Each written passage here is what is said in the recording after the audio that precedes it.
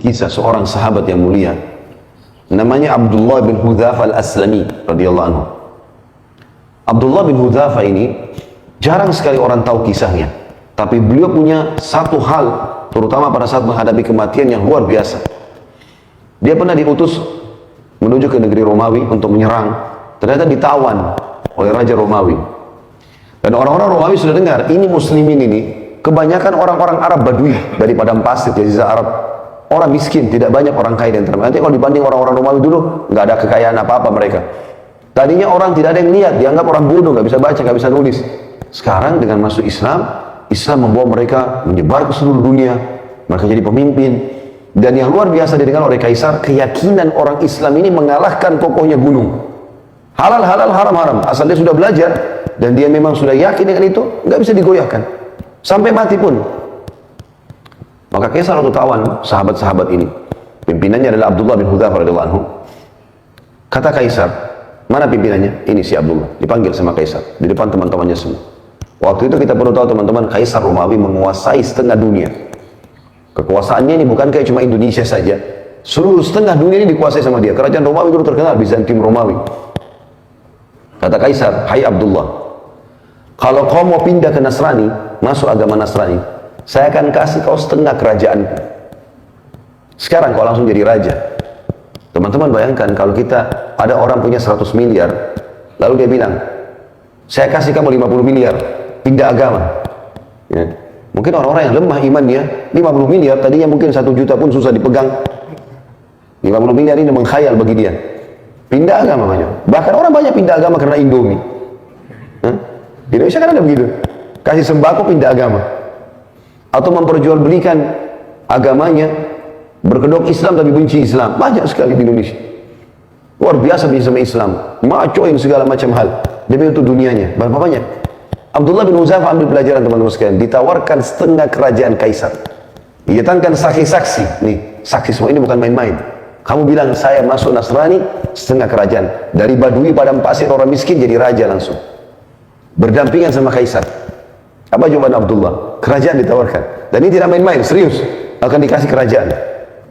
Kata Abdullah, wahai Kaisar, jangankan setengah kerajaan Anda, seluruh kerajaan Anda, seluruh kerajaan Arab dan Ajam, semua kerajaan di muka bumi, mau orang Arab, mau orang selain Arab, dan kerajaan Anda pun semuanya kalau saya dikasih untuk meninggalkan agama saya sekejap mata, sekedip mata saja, tarfata'in dalam bahasa Arabnya, tidak akan saya lakukan. Tidak bisa. Ini ngalahin kokohnya gunung, teman-teman sekalian, imannya luar biasa. Ya. Sayangnya sebagian kita hanya seperti kerupuk, diketuk pecah. Ya, kan? Maka waktu itu Kaisar ini punya anak perempuan, orang bule. Ya. Kalau kita sekarang sering ucapkan begitu, yang terkenal kecantikannya, masih gadis, tinggi, putih, cantik, fitnah bagi laki-laki. Sampai banyak raja-raja waktu itu dan para perdana menterinya, Kaisar, panglima-panglima perang berharap jadi suaminya perempuan itu. Terkenal sekali. Dikeluarkan oleh Kaisar, dulu di sebelahnya, hai Abdullah, setengah kerajaanku dan nikahi anakku. Ini juga plus lagi, dapat perempuan tercantik di dunia pada saat itu. Kata Abdullah dengan kalimat yang mungkin Kaisar tidak semudah itu memahaminya ya, tapi orang beriman harus bisa paham. Dia mengatakan, Anda menawarkan anak Anda perempuan ini ya, untuk digantikan dengan bidadari yang Allah janjikan untukku di surga. Artinya percuma, nggak mempan. Ya. Maka kata Kaisar, penjarakan orang ini. Instruksinya, jangan kasih makan dan minum. Nggak boleh makan dan minum. Teman-teman, kita kalau nggak makan 2 hari, 3 hari mungkin masih lapar, tapi masih bisa hidup lah. Tapi kalau nggak minum, ini nggak mudah nih. Dari pagi sampai malam kita nggak minum, sudah kering tenggorokan. 2 hari, 3 hari bisa meninggal ini. Jangan kasih makan dan kasih minum, di penjara. Dan Kaisar suruh penjaga-penjaga prajuritnya perhatikan. Kalau sudah lemes, sampaikan ke saya. 3 hari, 3 malam, nggak makan, nggak minum. Sampai dikatakan dalam kisah ini, Abdullah kepalanya mulai melemas. Condong ke kiri. Udah lemas gitu. Nggak ada minum, nggak ada makan. Lalu pada saat itu, kata prajuritnya, Kaisar sudah lemes. Kata Kaisar, masukkan babi dan khamr di penjaranya. Sekarang di babi. Ini bukan babi sembarang ya. Babi masakannya buat Kaisar. Jadi babi dengan bumbu yang wangi, nampan yang bagus, segala macam, menggoda luar biasa. Dan dalam kondisi dia lapar. Kemudian khamr di kendi yang memang punya kaisar. Tempatnya itu bukan sembarangan, dari emas. Taruh di situ. Subhanallah, sampai 3 hari ke depan, sampai daging babi itu menjamur, gak disentuh sama Abdullah.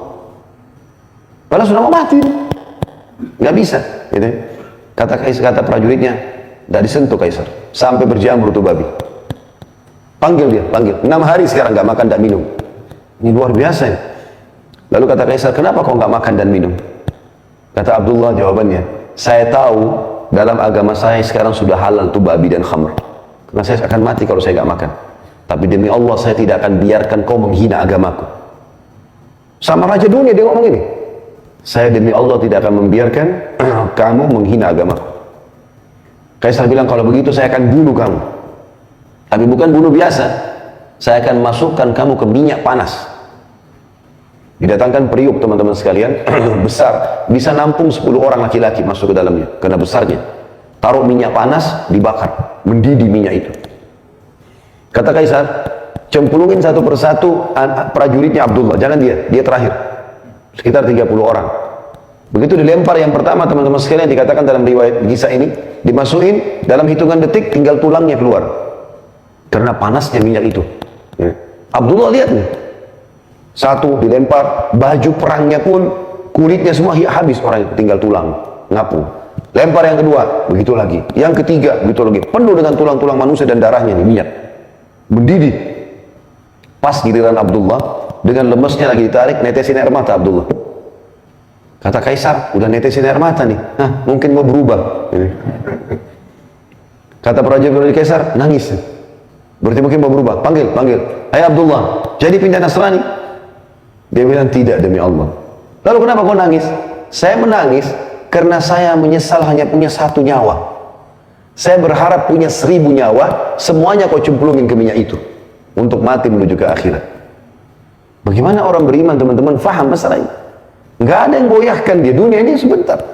Antum tarik kisah ini kepada penyakit yang sedang kita alami, utang yang belum kita lunasi, permasalahan rumah tangga yang kita hadapi. Seberat apa itu dibandingkan Abdullah ini? Gak ada nilainya. Tapi dia begitu yakin ada Tuhannya Allah, dan dia yakin dunia ini hanya sebentar, dia akan menuju ke akhirat. Itu poin yang tidak boleh luput dengan kita. Dan itu makna daripada perkataan hadis ini yang Allah bilang, siapa yang rindu bertemu denganku, aku rindu bertemu dengannya. Artinya siapa yang selalu tahu targetnya akhirat, dia akan menuju ke sana. Dan siapa yang benci bertemu denganku, dunia aja terus, gak ada urusan sama akhirat ini. Selalu pelanggaran, tidak ada kepatuhan, gak ada taubat menyesal dari dosa, maka aku pun benci bertemu dengannya. Semakna juga dengan hadis ini adalah hadis yang lain yang pernah saya sampaikan teman-teman sekalian, hadis sahih yang Nabi SAW mengatakan, siapa yang rindu bertemu dengan Allah, Allah rindu bertemu dengannya. Siapa yang benci bertemu dengan Allah, Allah benci bertemu dengannya. Maka para sahabat sedih dengar hadis ini. Termasuk waktu Nabi SAW pulang ke rumah beliau, di rumahnya Aisyah radhiyallahu anha, maka Nabi SAW menemukan Aisyah lagi menangis. Kata Nabi SAW, kenapa kau nangis, hai Aisyah? Ya Rasulullah, hadis anda ini luar biasa. Apakah kalau kami takut mati, berarti kami benci bertemu dengan Allah? Ya Allah. Maka kata Nabi SAW, bukan begitu hai Aisyah.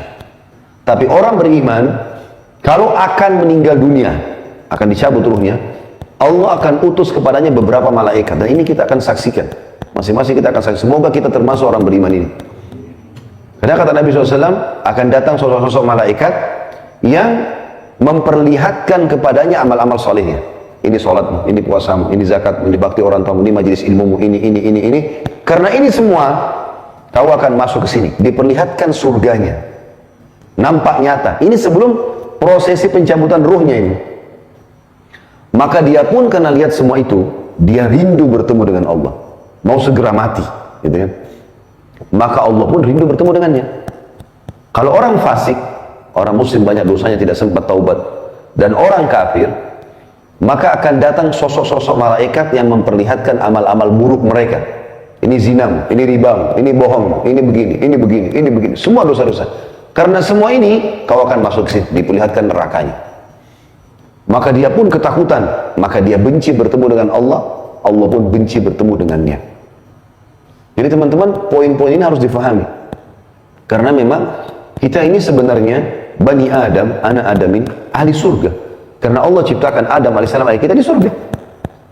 Allah menurunkan Adam alaihissalam untuk menjadi pemimpin di muka bumi, menjalankan hukum-hukum Allah. Nanti kembali ke sana, jangan mampir di sini. Ya. Ibaratnya kita kalau lagi sama-sama semua ini naik bus atau naik kereta api, cuma mampir sebentar di tempat istirahat, makan, minum, sholat, habis itu pulang, gitu loh. Jangan jadikan ini sebagai target utama. Keliru kalau target utama. Boleh kita nikmati, tapi bukan target. Kita ada di sana. Kita ini anak-anak akhirat. Makanya Ali bin Abi Thalib berkata radhiyallahu anhu, dunia punya anak-anak. Ada orang-orang yang mau sampai di sini saja, nggak mau ikut pulang, gitu loh. Dan akhirat punya anak-anak. Maka jadikan diri kalian adalah anak-anak akhirat. Dunia cuma dilalui. Sampai Nabi SAW mengingatkan kepada kita, perumpamaan aku dengan dunia ini seperti musafir yang sedang penat. Nabi gunakan istilah musafir. Lagi capek, bapak ibu lagi bawa mobil, kita lagi safar ke Jawa Timur, bisa dari Jakarta, capek, masuk ke rest area, gitu kan? Masuk ke tempat istirahat sebentar. Perumpamaan aku dengan dunia seperti seorang musafir yang lagi penat, lalu dia mendapatkan sebuah pohon untuk bernaung di bawahnya. Setelah penatnya hilang, dia pun pergi. Memang sudah begitu. Orang beriman rindu dengan matinya, rindu dengan bertemu dengan Tuhannya. Dan apa yang Bapak Ibu lakukan ketika duduk di majelis ilmu begini, sholat, sedekah, ini wallahi demi Allah Bapak Ibu sekalian kita akan terima. Faman ya'mal mithqala dzarratin khairan yarah, wa man ya'mal mithqala dzarratin syarran yarah. Ini firman Allah, nggak mungkin salah. Siapa yang buat seperti biji sawi dari kebaikan, dia akan lihat. Siapa yang buat biji sawi dari keburukan, dia akan lihat. Nggak ada yang luput. Kalau ada Bapak Ibu yang terzalimi oleh orang di sini, nggak usah khawatir, kita ikhtiar. Nggak dapat, wallahi di akhirat kita dapat. Nggak ada ceritanya itu, nggak ada yang luput. Di mahkamah Allah, nggak ada ceritanya main-main. Sampai dalam sebuah hadis yang lain, kata Nabi SAW, Allah berfirman, demi keperkasaanku dan keagunganku, tidak akan boleh penghuni surga masuk ke dalam surga, selama masih ada penghuni neraka yang punya hak dari dia. Dan tidak akan pernah penghuni neraka masuk ke neraka, selama penghuni surga masih punya hak dari dia. Misal contoh, kita beriman kepada Allah, sholat segala macam, tapi kita pernah zalimi orang kafir.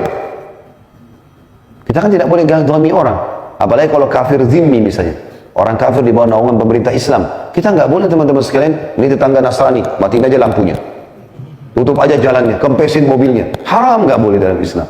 Nggak boleh kita ganggu. Sampai apalagi kalau sampai membunuhnya. Kata Nabi SAW, man qatala mu'ahadan lam yari raihatal jannah wa inna riha la tujidu min masirati arba'ina khalifah. Hadis Bukhari. Siapa yang coba-coba membunuh mu'ahad, mu'ahad itu orang kafir di bawah naungan pemerintah Islam, atau ada perdamaian damai dengan umat Islam, gitu kan? Maka dia tidak akan mencium bau surga, dan baunya tercium dari jarak 40 tahun. Bau aja enggak, apalagi masuk ke dalamnya. Ini muslim loh. Nggak boleh sembarangan kita buat kekacauan ini, gitu. Nggak boleh kita ganggu mereka. Maka kita harus hati-hati teman-teman sekalian. Yang boleh diperangi hanya kafir harbi. Siapa itu kafir harbi? Orang kafir yang pakai baju perang keluar di medan perang mau memerangi umat Islam. Nah itu kita perangi. Itu pun diperangi apa kata Nabi SAW? Jangan bunuh perempuan, jangan bunuh anak-anak, jangan bunuh orang tua, jangan bunuh orang menyerah. Kalau sudah lepas senjatanya jangan ganggu. Dan kalau kalian harus membunuh, bunuhlah dengan cara yang santun. Tusuk mati, selesai. Nggak ada mutilasi, potong kupingnya, cungkil matanya, nggak boleh. Nggak ada. Orang kalau nyerah lepas. Orang kalau pun dibunuh maka bunuh dengan cara yang baik. Nggak ada dalam Islam bakar. Wah apa sih, nggak bisa. Kalau ada orang Islam yang menggambarkan itu kebodohan mereka. Karena tidak paham hukum agamanya. Sampai kata Nabi SAW, tidak boleh membakar kecuali pemilik api. Allah Subhanahu Wa Taala nggak boleh kita menyiksa orang dengan bakar. Contoh terus. Jadi Islam datang dengan luar biasa di sini. Ya. Nggak boleh sembarangan. Nah kalau ada orang kafir kita pernah zalimi, misal bawahan kita orang kafir, udah deh nggak usah kasih gajinya kan kafir, misal, atau ganggu orang atau apalah ya, yang tidak ada hubungannya sama kita, sama kita, gitu. Tidak ada hubungannya dengan kesalahan orang lain di dia ya. Seperti kasus Myanmar, orang-orang Muslim banyak yang dibantai di sana. Apakah kita harus bunuh orang yang seagama yang membantu umat Islam di sini? Jawabannya tidak, nggak boleh. Islam mengajarkan kita objektif, yang dihukum yang melanggar di sana. Mau rame-rame ke Myanmar silakan, Indonesia jangan diganggu. Nggak ada hubungannya. Dan ini pernah terjadi subhanallah. Di zaman Sultan Muhammad Murad Al-Fatih yang terkenal, ya, yang dapat julukan Al-Fatih, 25 tahun bisa menembus benteng Konstantinopel, bagian Eropanya Turki. Yang kata Nabi SAW akan menembus benteng Konstantinopel, orang Islam gitu kan. Sebaik-baik pemimpin pada saat itu, sebaik-baik pasukan pada saat itu Muhammad bin Murad rahimahullah. Beliau berhasil. Muhammad bin Murad ini di masa kejayaan beliau, umat Islam dibantai oleh kaum Nasrani di Spanyol. Sampai ada dikenal dengan Mahkamah Taftish, ya. Habis semua kerajaan Islam di sana, dan bukan cuma itu, pada disiksa, dibakar, dipotong-potong. Kalau Bapak Ibu ketik di Google sejarah tentang bagaimana pengusiran umat Islam dari Spanyol, itu luar biasa gitu, ya. Dan sangat kesulitan, dan sampai sekarang teman-teman di Spanyol tahu tentang cerita itu tentunya. Ini teman-teman sekalian, pada saat itu terjadi, Sultan Muhammad Murad, khalifah yang kuat di Turki, dia keluarkan instruksi, semua Nasrani bunuh. Awalnya begitu. Tapi surat kerajaan tidak boleh keluar, diaplikasikan di lapangan, kecuali sudah lewat mufti. Muftinya pada saat itu kayak kita ketua MUI lah ya. Suratnya dikirim, kata Sultan Murad, bawa ke mufti. Tanya hukumnya. Saya tidak bisa terima umat Islam misalnya dibantai. Bantai juga di sini. Semua Nasrani bunuh. Siksa sebagaimana mereka siksa kita di sana. Gitu loh. Waktu tak tiba di tangan mufti, muftinya datang ke khalifah langsung mengatakan, wahai Amir Mukminin, kita diperintahkan objektif dalam agama. Yang salah Nasrani yang di sana, bukan Nasrani yang di sini. Nggak ada hubungannya dengan yang di sini. Di sini kita dakwai. Ini mirip dengan perilaku Nabi SAW waktu menghukum wanita yang meracuni beliau di perang Khaybar. Jadi Nabi SAW pernah dikasih racun oleh wanita. Nabi makan, tapi Nabi SAW tidak terlalu berpengaruh pada beliau itu. Tapi ada satu sahabat mati gara-gara itu. Waktu sahabat itu sakit, belum dihukum si wanita pemberi racun. Begitu efeknya ada, mati nih sahabat, maka dipanggil wanita tersebut lalu dipenggal lehernya. Dia sudah membunuh, maka hukumnya dibunuh. Gitu. Seperti itu. Jadi begitu luar biasanya objektifnya Islam. Apa kata Nabi SAW? Kita kembali ke hadis tadi yang saya sedang jelaskan. Kata Allah SWT, demi keperkasaan dan keagunganku, tidak akan masuk surga penghuni surga selama ada penghuni neraka yang punya hak dari dia. Kalau orang kafir pernah kita zalimi, gak mau kasih gajinya, gak mau gini, gak mau bayar utang segala macam, kita sudah pasti masuk surga nih, karena amal soleh kita misalnya banyak. Tidak masuk surga kecuali ini sudah selesai dulu. Apa masalahnya sampai ini? Pernah utang gak bayar? Baik, nanti Allah akan menilai di akhirat. Utang itu berapa nilainya secara akhirat? Berapa kadar pahala kita? Misal harus 1000 pahala dikurangi 1000 pahala. Bukan dikasih kepada si kafir, karena gak ada gunanya bagi dia. Tapi Allah kurangi itu untuk mengurangi fasilitas kita di surga. Itu kerugian, gitu kan? Dan kata Nabi SAW, Allah juga berfirman, dan tidak akan masuk penghuni neraka ke dalam neraka ya, sebelum selama masih ada ahli surga yang punya hak dari dia. Misal kita balik kasusnya, ada orang kafir misalnya zalim, karena ada orang Islam hidup di wilayah dia, kemudian dia zalim. Diambillah haknya, tidak dikasih gajinya, apalah orang Islam yang dizalimi. Ini orang kafir, mati masuk neraka dia sebenarnya. Tapi Muslim tadi masih punya hak dari dia. Kata Nabi SAW, Allah bilang tidak akan masuk penghuni neraka selama masih ada penghuni surga punya hak dari dia. Ditantangkan si kafir, apa kezalimannya? Misal dia zalim pernah tidak kasih gaji. Berapa kadarnya? Setelah akhirat, itu Allah lebih tahu hitung-hitungannya. 1000 misalnya. Maka ditambah 1000 pahala kepada si muslim untuk meninggikan derajatnya di surga. Si kafir nggak ada gunanya untuk diambil dari dia. Maka begitu luar biasanya hisab pada hari kiamat, saudara muslim. Dan ini semua sekali lagi fakta yang akan kita lalui. Sebagaimana Bapak Ibu jalan tadi ke sini, sebagaimana kita dari bayi sampai sekarang kita lalui fenomena kehidupan ini, begitu juga di akhirat. Ada semuanya. Dan kehidupan abadi bagi seseorang muslim pada saat dia sampai di akhirat nanti.